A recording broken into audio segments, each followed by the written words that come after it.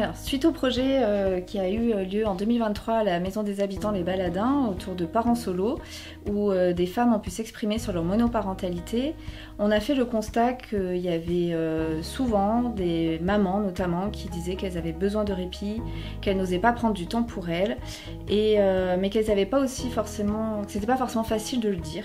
Et du coup, on s'est dit que ce serait intéressant de monter un projet avec plusieurs propositions d'ateliers pour qu'elles puissent exprimer ce besoin de répit, en parler, le partager et se sentir moins seules avec ce sentiment d'épuisement. Et enfin, on a fait une série de podcasts entre parents, mais où on a aussi proposé à des adolescents et des enfants de jouer les intervieweurs, de venir se questionner. Parce qu'en fonction du rôle que chacun a dans la famille et de la place qu'il prend, et là, cela permet que chacun puisse avoir des temps de pause. Alors certes les enfants, mais aussi les parents. Et les adolescents et les enfants ont eu beaucoup de choses à dire sur le sujet et ils voient très bien quand leurs parents sont fatigués. Ah, c'est celle-là, les... Parce que moi j'ai fait des enfants, ça s'arrête jamais, c'est sans fin. Pas non, aussi un problème de soucis, mais j'aime pas. Plusieurs reprises que finalement ce qu'on vit à la maison et on a l'impression d'être un peu seul face à certaines situations. Alors, cette exposition a vocation à rayonner, à être empruntée pour mener des actions à d'autres endroits et que d'autres parents puissent s'en saisir et se sentir moins seuls dans leurs difficultés du quotidien.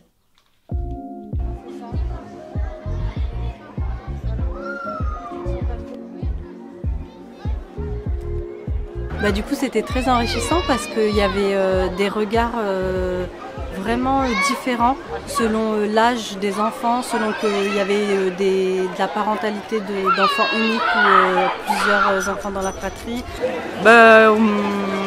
C'était bien parce que comme il y avait d'autres mamans,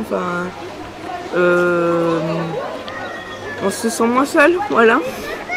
Et aussi, on se rendait compte que malgré ces différences, il y a des thèmes communs aussi, donc on se sent moins seul.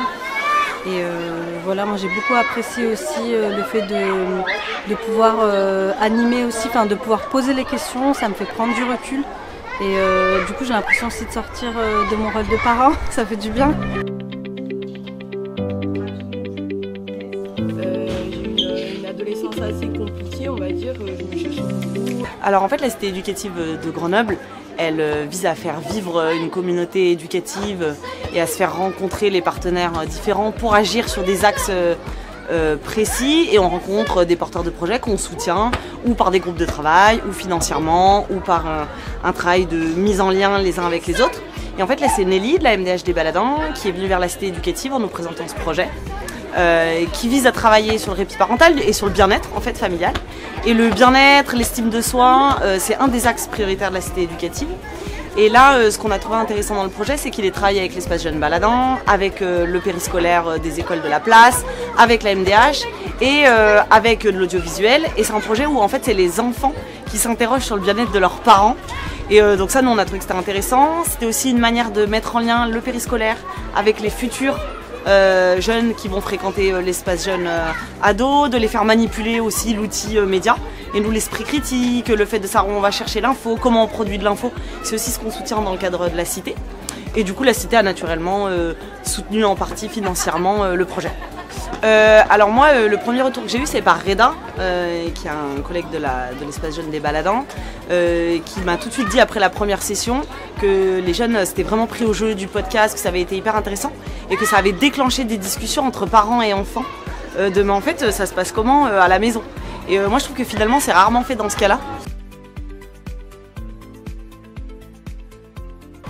Aujourd'hui, je suis venue voir la présentation de l'exposition sur le répit parental, répit familial. Pour le répit parental, c'est vraiment un sujet important et qui prend de l'ampleur. Et une prise de conscience qu'on peut en parler en disant on est fatigué, que ce soit les parents, les enfants, il y a des répercussions sur les familles auprès des enfants, donc c'est normal, il faut oser en parler. Donc cette exposition a tout lieu d'être pour pouvoir enfin aborder le sujet. Parmi tant d'autres, en fait, ça devient, et on espère que ça continue de devenir un sujet banal. Je suis ravie d'être là aujourd'hui, de découvrir la place qui vit et de trouver, c'est du concret, donc c'est important pour nous aussi de voir le concret.